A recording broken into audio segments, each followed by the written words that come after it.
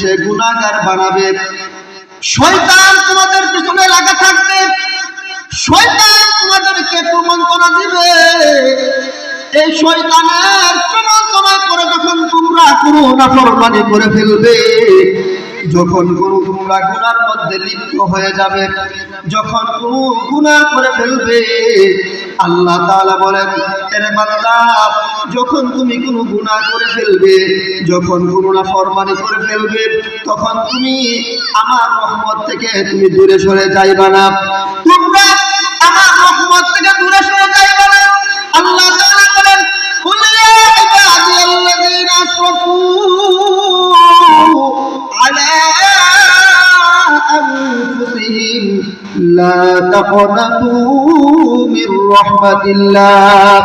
আল্লাহ তাআলা বলেন, কুল ইয়া ইবাদিয়াল্লাযীনা আসরাফু আলা আনফুসিহিম